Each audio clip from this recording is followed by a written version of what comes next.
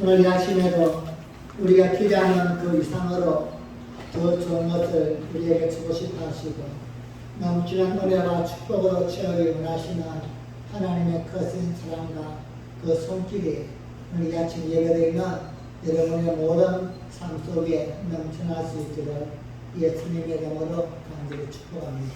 아멘. 여러분에게 한번 이 시간 질문하겠습니다. 여러분은 좋은 사람입니까?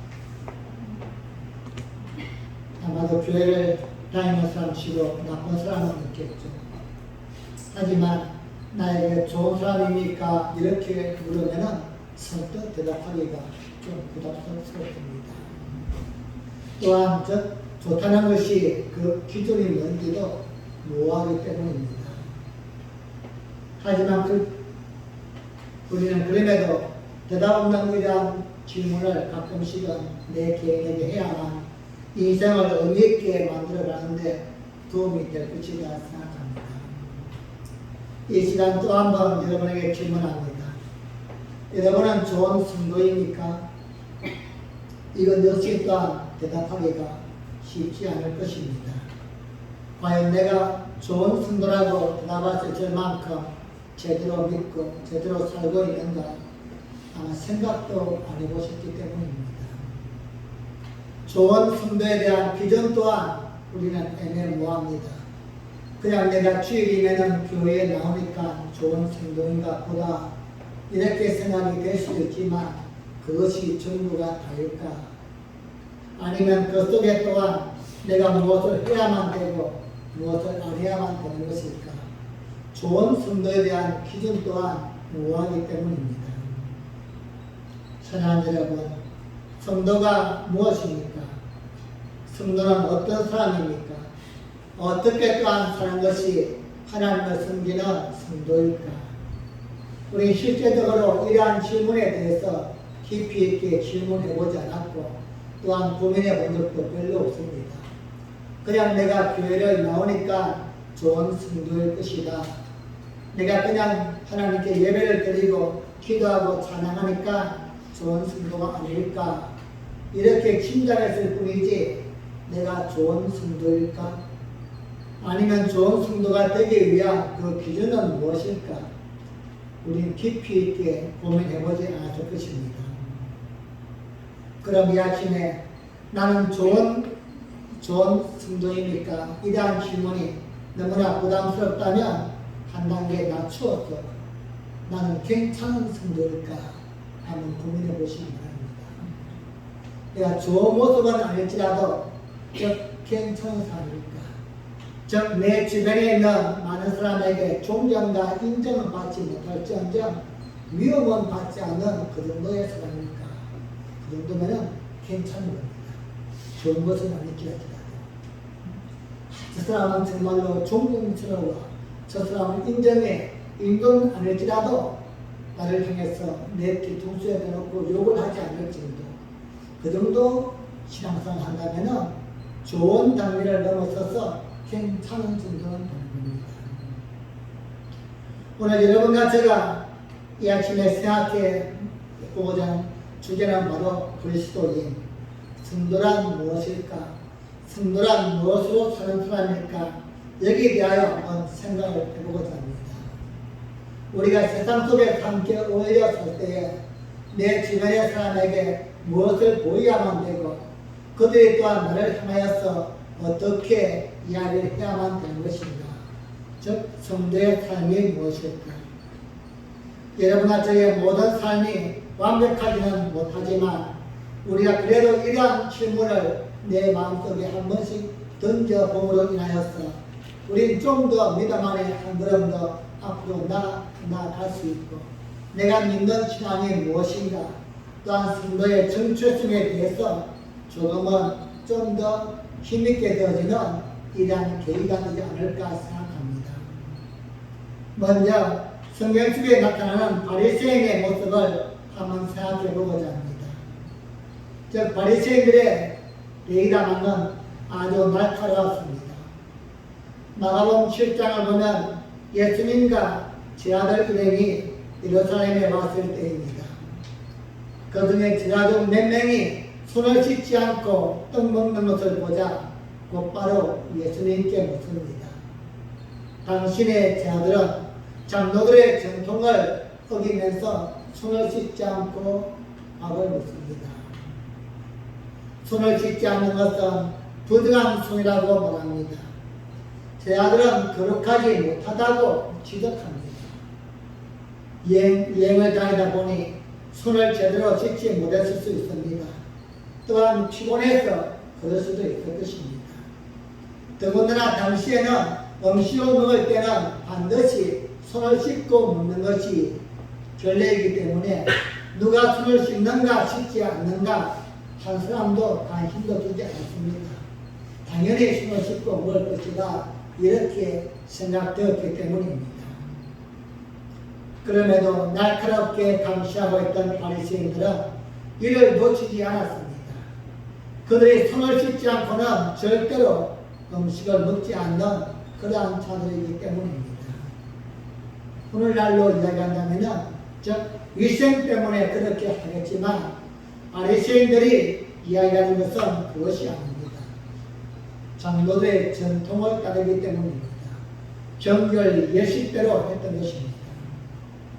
지금 바리새인들이 우리 예수님에게 이야기하는 것은 당신의 자들이 손을 씻지 않기 때문에 위생에 문제가 있습니다. 이것이 아니라 어찌 그럴 수 있습니까?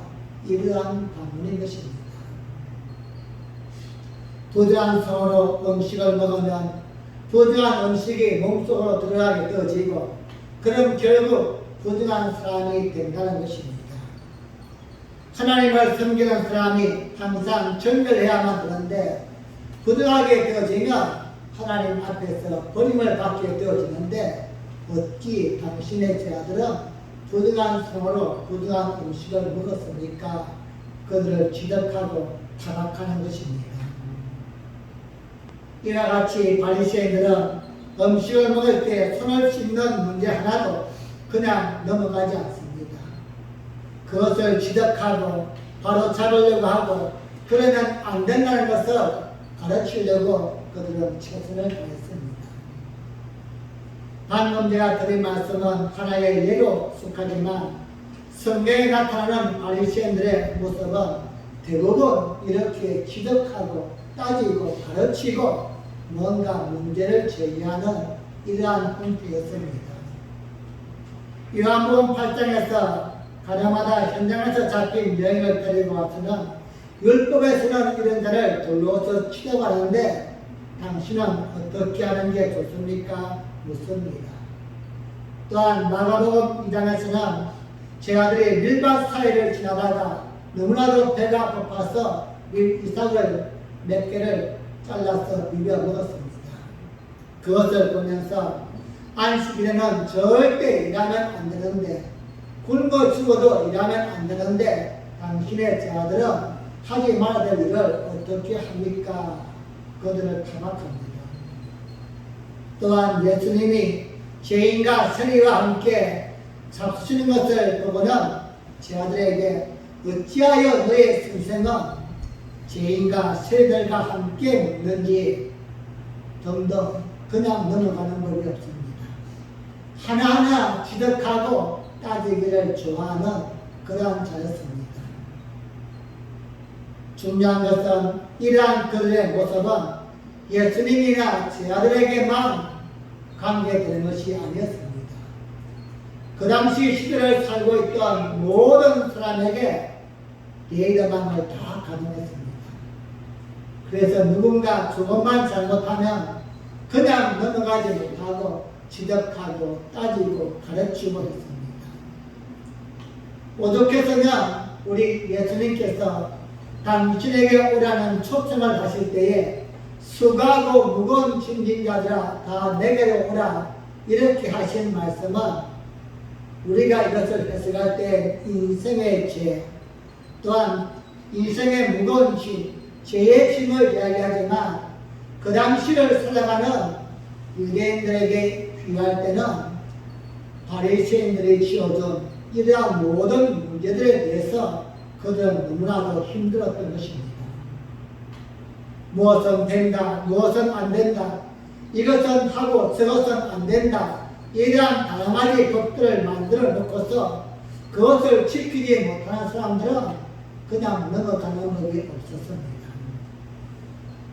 이와 같이 바리새인들의 피곤한 지적은 한도 끝도 없었습니다. 그런데 여러분, 바리새인들이 왜 이렇게 지적하는지 생각해 보았습니까? 예수님을 향해서 이렇게 해야만 됩니다. 예수님의 제자들 향해서 그렇게 하면 안 됩니다. 또한 그 당시에 수많은 사람들을 향하여서 당신은 이러면 안 되고 저렇게 해야만 됩니다. 왜 이렇게 지적하는가? 우린 그저 지적하는 것이 나쁘다고 바리새인들을 책망해 봤지만 왜 그렇게 했을까? 여러분, 여기 이유가 무엇이라고 생각합니까? 바리새인들, 이들은 어떻게 하면 하나님을 잘 섬길 수 있을까? 그들은 하루 종일 그것만 생각하는 사람입니다. 우리가 어떻게 하면 하나님의 말씀을 잘 순종할 수 있고 어떻게 하면 하나님을 더 잘 믿을 수 있을까? 이렇게 고민하고 고민하는 그러한 사람들인데, 그러다 보니까 하나님의 말씀만이 아니라 본질만이 아니라 그 외의 것도 수없이 만들어 갔던 것입니다. 즉 하나의 성경에 기록된 예를 듣다면 안식일을 그렇게 지켜라 이렇게 말씀을 하였다면 안식일은 하나님을 예배하고 하나님이 기뻐하시는 일을 하는 것, 이것이 안식일을 지키는 것입니다. 그런데 이들은 어떻게 하면 안식일을 잘 지킬 수 있을까? 연구하고 고민하고 막 고민하다 보니까 그에 대한 엄청난 문제들을 제시하는 겁니다. 안식일을 그렇게 지키는 것은 밥도 안 하는 것이다. 그리고 또한 짐도 들지 않는 것이다. 그는 스스로 5kg 이하의 짐을 드는 것은 일이 아니고 5kg 이상은 노동이다. 그래서 절대로 5kg 이상 되는 무게를 드는 사람은 율법을 어기는 것이다. 이렇게 조항들을 상당히 많이 만들어 나가면서 하루에도 몇 번씩 기도를 해야만 되는가, 어떻게 기도를 해야만 되는가, 조목조목 만들어 나갔던 것입니다. 그 이유가 있다면 하나님을 잘 섬기기 위한 이유였지만 하나님이 말씀하지 아니한 비본질까지 많은 문제들을 만들어 가다 보니 여기에 걸리지 않는 사람이 없는 것입니다. 하지만 그들의 본질은 의도는 적어도 신앙적이었습니다. 하나님을 더 기쁘시게 하기 위해서 어떻게 하면 하나님을 더 잘 섬길 수 있을까, 이렇게 고민하면서 만들어 놓았던 그러한 조항들이 바로 장로들의 전통이었던 것입니다. 더군다나 자신들은 이것을 잘 지키려고 최선을 다하며 지켜나갔습니다. 바리새인들, 이들이 만약에 자기들이 지키지를 못하면서 당신들은 왜 안 지킵니까? 이렇게 이야기한다면은 너는 안 지키세요. 이렇게 할 수 있겠지만 그들은 잘 지켜나갔던 겁니다. 하루에 3번씩 시간을 지내서 기도하고 일주일에 2번씩 금식하고 그들이 지난 철저한 전통들을 잘 지켜나가면서 그것을 지키지 않는 자들을 지적하고 나무라고 가르치고 참았기 때문입니다. 사랑하는 여러분, 그들이 이렇게 하나님을 잘 섬기기 위해서 만들어 놓은 수많은 법들이지만 왜 그들을 우리는 외식하는 자다 이렇게 단정 짓습니까? 왜 그들이 그렇게도 장로들의 전통을 만들어 놓고 그것을 지켜나가면서 다른 사람들을 지적하고 나무라고 그들 또한 따졌지만 왜 그들이 외식하는 자다 이렇게 대명사를 불려주고 있을까요? 그들이 그렇게 지적하고 따지고 가르쳤지만 누구 한 사람 병하는 사람이었기 때문입니다. 제가 바리새인의 이야기를 먼저 꺼낸 이유는 오늘 본문의 내용을 좀 더 의미 있게 끌어가기 위함입니다. 우리 또한 신앙생활 하면서 일반적인 이야기가 아니라 신앙 안에서 우리 또한 일할 때가 수없이 많이 있지 않나 생각합니다. 무엇보다 본질이 중요한데 그 본질을 벗어나서 비본질적인 내용들을 자꾸만 조항을 만들어가는 것입니다. 그래서 본질은 제쳐두고 그 비본질에 내가 했다 못했다 이렇게 하면 된다 안 된다 가르치고 지적하는 모습들 이것을 통해서는 변화가 끝나지 않는다는 것입니다. 사랑하는 여러분, 하나님의 주신 말씀은 우리에게 생명입니다. 우리는 말씀이 중심이 되어야만 되는데 말씀은 그냥 제쳐두고 말씀 외에 다른 것을 수없이 만들어서 그것을 지킨다 할지라도 결국은 하나님의 영이 하나님의 은혜가 그 속에 함께하지 않는다는 것입니다. 기독교의 본질은 신앙의 본질은 말씀입니다. 하나님의 말씀을 벗어났다면 나에게 무슨 이익이 있다 할지라도 아무리 좋은 이야기를 할지라도 그것은 바리새인들처럼 외식하는 자요 사람을 감동시킬 수 없고 변화시킬 수 없는 비본질임을 우리는 또 한 번 알아야만 될 것입니다. 그렇다면 두 번째로 우리 예수님이 우리에게 대하신 모습은 어떤 모습입니까? 기적하고 가르치는 모습이 아니라 감동이었습니다. 예수님이 우리를 구원하시는 방법은 너희가 무엇을 잘했기 때문에 무엇을 못했기 때문이 아니라 기적하거나 따이지 않는 감동이었다는 것입니다. 바리새인들이 기적하기 위해서 가난 현장에서 잡힌 여인을 데리고 온 사건에서 바리새인들은 예수님에게 듣고 싶은 이야기가 있었습니다. 둘 중에 하나입니다. 율법대로 돌로서 치라는 것인지 아니면 그를 사랑으로 용서해 주어라 이 둘 중에 하나입니다. 우리 또한 두 가지의 대답을 항상 마음에 품습니다. 이것이 옳은가 그런가 맞느냐 틀리냐 이 대답 외에는 다른 것은 생각하지 않습니다. 바리새인들이 예수님에게 질문할 때는 이미 대답이 정해져 있었기 때문입니다. 어떤 대답을 해도 꼬투리를 잡힐 수밖에 없습니다. 만약에 율법대로 돌로 쳐라 이렇게 이야기한다면 당신이 말하는 사랑이 이것입니까?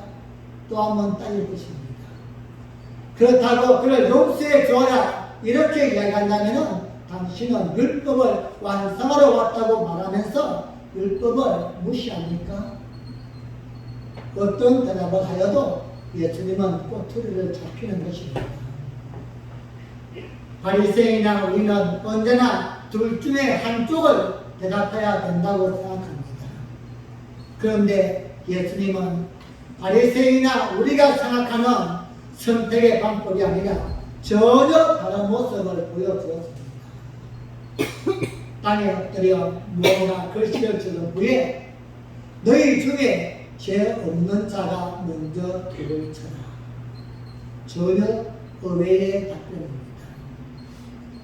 예수님은 기적하고 따지는 바리새인들과는 전혀 다른 논리로 대답을 했던 것입니다.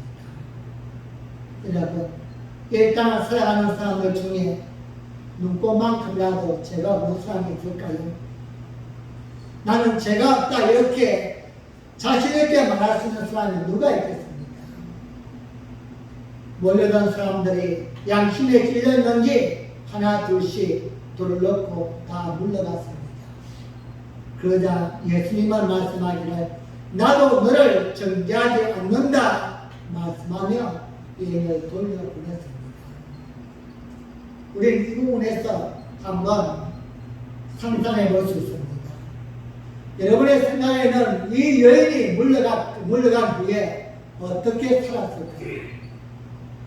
과거의 모습으로 살았을까? 아니면 예수님의 말씀처럼 다시는 죄를 짓지 아니하고 하나님의 말씀에 순종하며 살았을까? 성경 기록되어 있지만 우리가 짐작하건대 아마 그 마음에 감동을 받고 예수님의 말씀처럼 살지 않았을까. 사랑하는 여러분, 십자가가 무엇입니까? 예수님이 죄인인 우리를 따지고 지적하고 그래서 그만큼의 죄를 십자가에서 담당하겠다 이것이 아니라 묻지도 않으시고 따지도 않으시고 모든 걸 다 담당하시고 죽어주신 것이 바로 십자가입니다. 그래서 우리는 그 십자가를 볼 때마다 무한한 감동을 받는 게 그것입니다. 예수님이 그곳에서 한마디라도 너 때문이야. 너가 이렇게 한 것 때문에 내가 지금 십자가 지는 거야. 이렇게 기적하거나 따졌다면 우리는 거기에 대하여 방문하겠습니다. 하지만 예수님은 한마디도 따지지도 묻지도 않았다는 것입니다. 사랑하는 여러분, 오늘 또 제대로 신앙을 고백하는 사람의 소리가 무엇입니까? 예수님의 십자가의 은혜로 구원받았다 이것입니다. 내 재주가 아니요 내 실력이 아니라 예수님의 십자가의 은혜, 아무것도 묻지도 않고 따지지도 않으시고 지적하지도 않으시고 그냥 묵묵히 모든 것을 감당하신 그 십자가의 은혜로 나는 구원받았다. 이것이 공통적인 고백인 것입니다. 예수님이 나를 위하여 십자가라는 철저한 자리까지 나아졌음을 알고 느낄 때에 그 감동이 우리 속에 있을 때에 우리의 믿음은 진정 흔들리지 않는 믿음이 되는 것입니다. 살면서 우리의 주변 사람에게 누군가에게 작은 은혜만 입어도 감동입니다. 하지만 나의 모든 삶을 지적하지 않으시고 따르지 않고서 모든 걸 다 본인이 감당하시고 십자가에서 목숨을 내어주신 예수님을 생각하는 것, 이것이 바로 십자가의 감동이요 사랑입니다. 에베소 2장 8절 말씀 함께 보겠습니다. 시작. 너희가 그 은혜를 인하여 믿음으로 말미암아 구원을 얻었나니 이것이 너희에게서 난 것이 아니요 하나님의 선물이라. 아멘. 지금까지 제가 드린 모든 말씀이 이 한글에 다 포함되어 있습니다. 너희가 그 은혜를 인하여 믿음으로 말미암아 구원을 얻었나니 이것이 너희에게서 난 것이 아니요 하나님의 선물이다. 우리가 하나님을 믿는다고 내가 구원받다고 믿는다고 이렇게 고백하지만 이 믿음 또한 내가 만든 것이 아니라 하나님의 선물이라는 것입니다. 우리는 아무 할 말이 없는 것입니다. 내가 구원받은 것도 예수님의 십자가의 희생을 통하여서 나를 감동시킨 그 은혜를 통하여 구원받았는데 그 구원의 확신을 품고 살아가는 오늘의 믿음 또한 하나님의 선물이라는 것입니다. 우리는 성경을 통하여 볼 때에 하나님을 강하게 느낍니다. 사랑의 하나님, 또한 진불하시는 하나님, 우리를 책망하시는 하나님. 대부분 신약에서는 예수님과 하나님을 사랑의 하나님으로 표현하지만 구약에서는 엄하신 하나님으로 많이 나타나 있습니다. 뭔가 조금만 잘못하면은 땅을 갈라지게 만들었습니다. 내가 시켜버리고 조금만 하나님께 그냥 불평하면은 불이 떨어지고 뱀이 나오고 이렇게 엄하신 하나님이십니다. 우리가 생각할 때 구약의 하나님은 엄하신 하나님이다. 그분의 공의와 뜻을 이루기 위해서는 엄청 엄하신 분이다. 이렇게 생각되지만 그 엄하신 하나님은 그 다음을 준비하시고 이끌어가시는 분이었습니다. 즉 그들을 징벌하시고 죽이고 채찍으로 때리시고 이걸로 끝나시는 분이 아니라 그 다음 바로 저 하나님의 은혜와 사랑과 평강을 주기 위해서 그들을 이끌어갔다는 사실을 깨닫게 됩니다. 우리는 성경을 통하여서 많은 복받은 사람들을 경험하게 됩니다. 그런데 그 결정적인 계기가 무엇이냐면 돌아설 때 하나님은 그들에게 복을 가르쳐 주었습니다.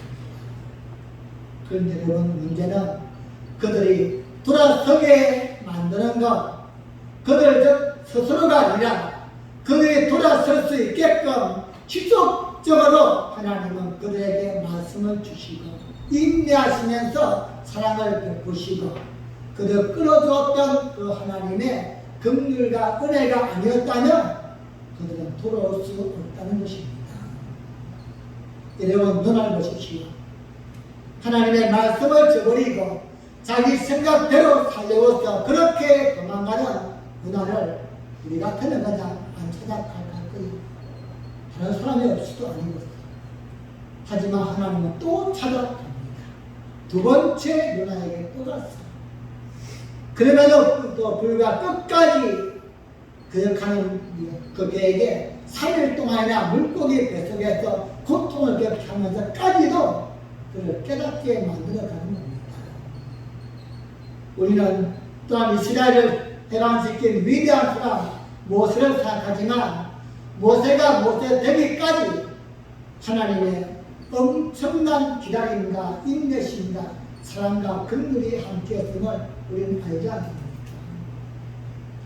40년이라는 긴 시간에서 그 위대한 그 광야에서 방황할 때에 하나님들을 찾아가십니다. 그리고 그에게 말씀을 줄 때에 모세가 단번에 하나님 오케이 아멘 이렇게 한 거 아니지 않습니까? 나는 못합니다. 안 가렵니다. 다른 사람 보내세요. 이것도 없고 저것도 없고. 그럴 때마다 하나님은 야, 너 형 아론이 있지 않느냐? 내가 있지 않느냐? 하나님은 그에게 또 한 번 유려하고 용기를 주고 그가 돌아설 수 있게끔 쓰임할 수 있게끔 모든 것을 이끄신 분은 하나님의 사랑이었습니다. 여러분, 성경 인물들을 보십시오. 누구 하나 그당된 것이 없습니다.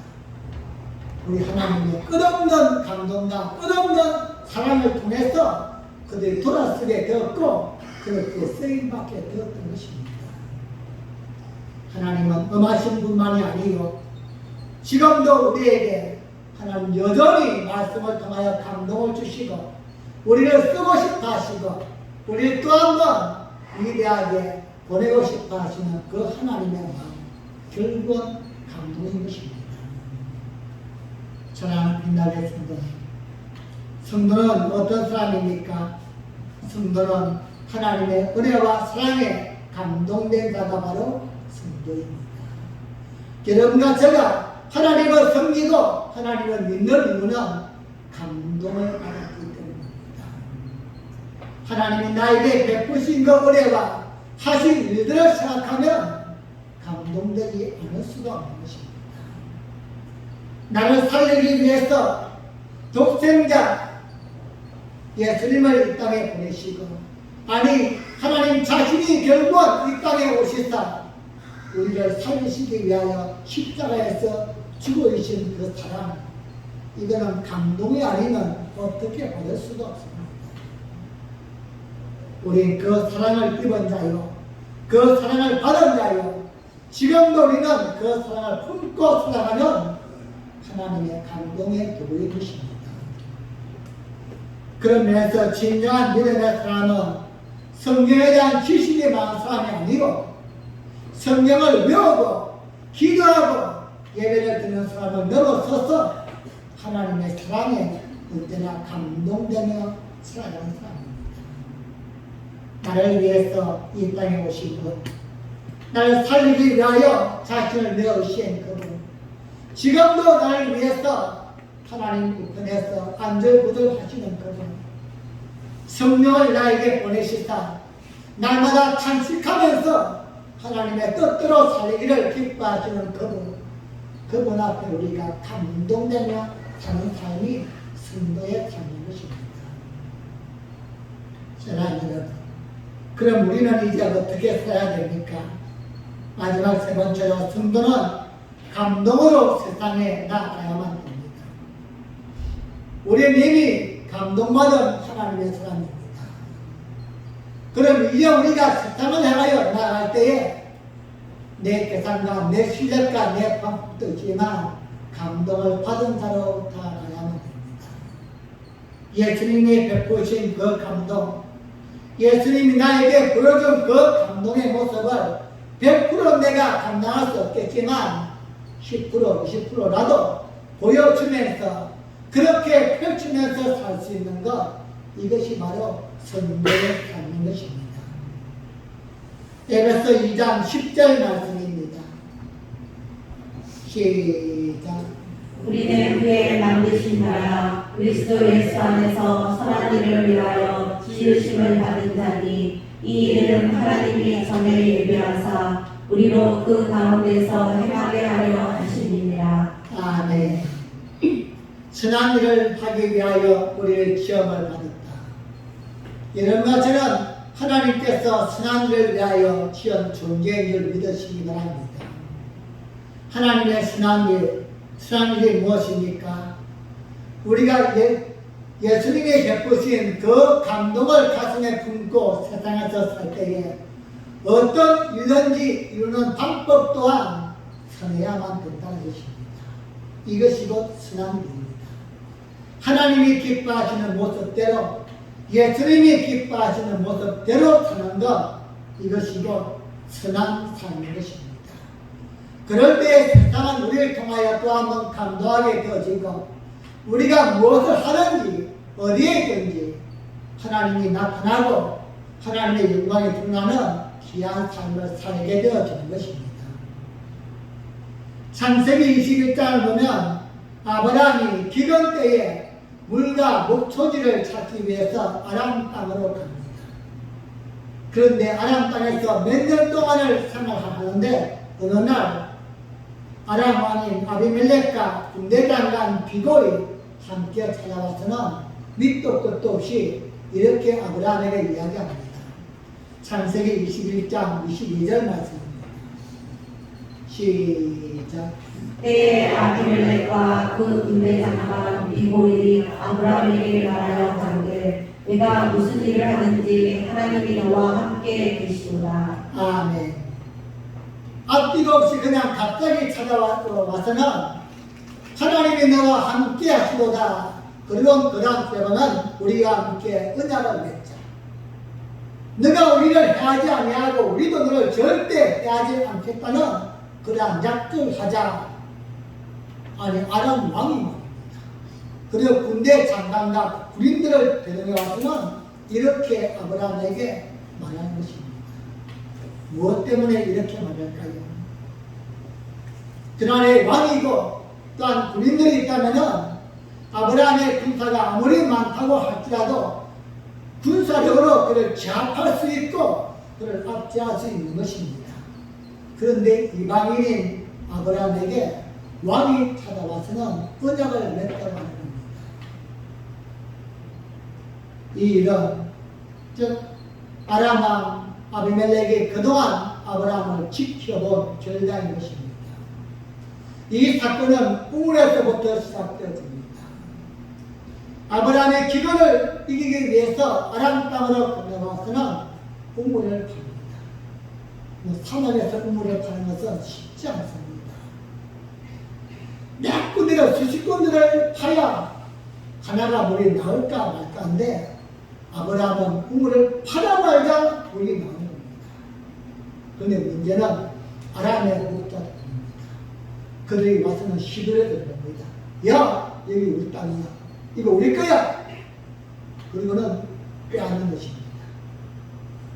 이때 물리적인 충돌을 했었더라도 아브라함은 자기의 소유권을 주장할 수 있습니다. 싸울 수 있습니다. 이거 내가 팠지 않느냐?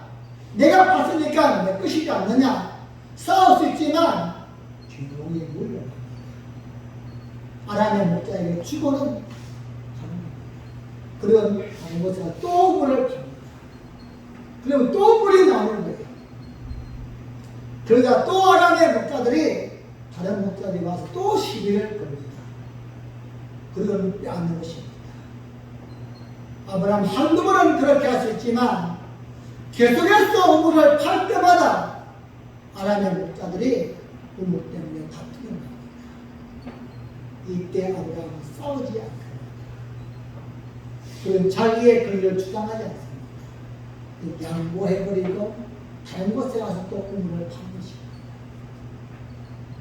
아람 왕 아비멜렉이 이것을 보았던 겁니다. 그는 이상하다고 느껴왔던 겁니다.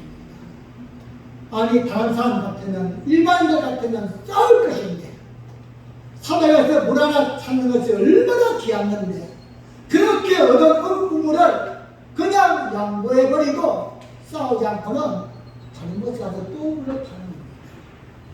그리고 신기하게도 아람의 많은 사람들은 우물에 팠지만 물이 안 나오는데 아브라함은 파는 곳마다 우물에 물이 나옵니다. 그것을 보면서 아람 왕 아비멜렉이 느꼈던 것입니다. 아하, 저 사람 아브라함은 하나님이 함께 하시는 사람입니다. 하나님이 함께 하니까 저렇게 사막에서도 우물을 팔 때마다 물이 나오고 또한 그가 자기의 권리를 주장하지 아니하고 다른 사람에게 양보할 수 있는 것입니다.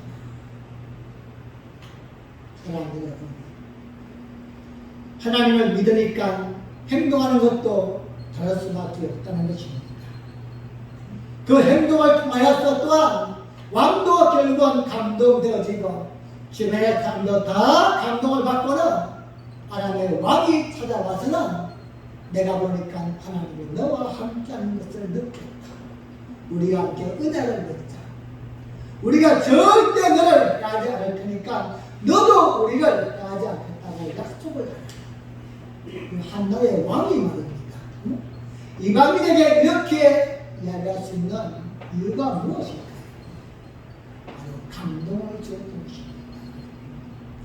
아브라함이 우물을 파고 빼앗기지 않기 위해서 싸웠다고 한다면은 우물 한 개쯤은 차지할 수 있었겠죠. 하지만 그는 배척을 당하고 미움을 당하고 결국은 우리 땅이 아니니까 쫓겨나게 되었을 것입니다. 그러나 배려와 섬김과 양보를 통하여서 감동을 통하여서 모든 아람의 사람을 감동시키고 아람 왕도 감동시켰던 비결 바로 믿음의 사람이 품었던 감동이기 때문입니다. 사랑하는 여러분, 우리는 성도입니다. 이 땅을 살아가는 우리 여러분처럼 하나님이 맡겨주신 수단을 이루는 방법 또한 전해야만 될 것입니다.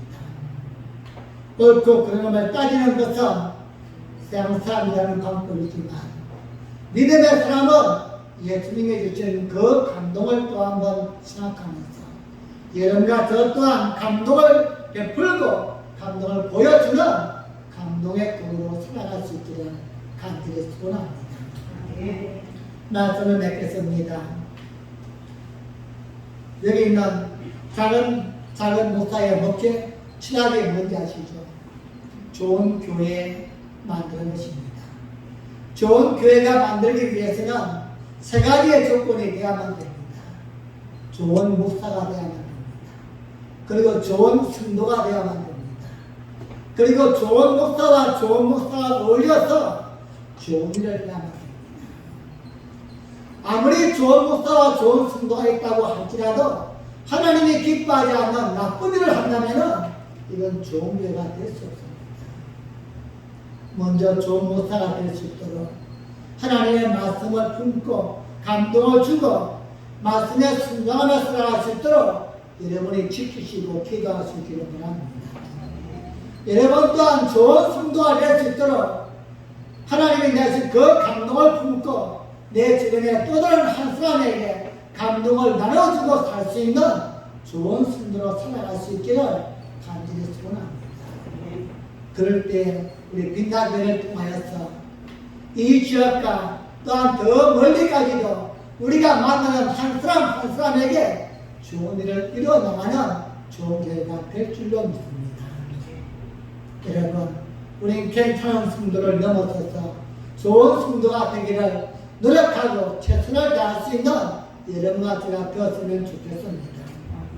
오늘 또 주신 하나님의 말씀을 가슴에 품고 내가 받은 그 은혜와 감동 내 실력과 재주가 아니라 예수님의 일반적인 따지지도 않으시고 묻지도 않으신 그 감동의 축복임을 또 한번 기억하시고 우리 또한 또 다른 한 사람에게 이 감동을 나눠주면서 살아가는 귀한 삶이 되어지기를 예수님의 이름으로 간절히 축복합니다.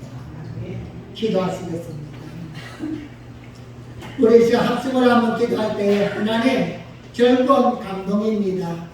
내가 또 한 사람을 지적하고 따진다고 바뀌어지는 것이 아니라 예수님이 했던 것처럼 우리 또한 감동의 사람이 되게 하여 주옵소서. 나는 감동받고 내가 변화된 삶을 살지 않습니까? 우리 예수님이 나에게 따지고 내 책임을 물은 것이 아니라 그냥 감동시켜 주었습니다. 내가 감당해야 될 모든 힘을 대신 감당하시고 예수님이 대신 대가를 치르신 그 감동의 은혜를 나 또한 나누며 살아갈 수 있도록 은혜를 더하여 주시옵소서. 우리 함께 주여 한번 부르고 기도하시겠습니다.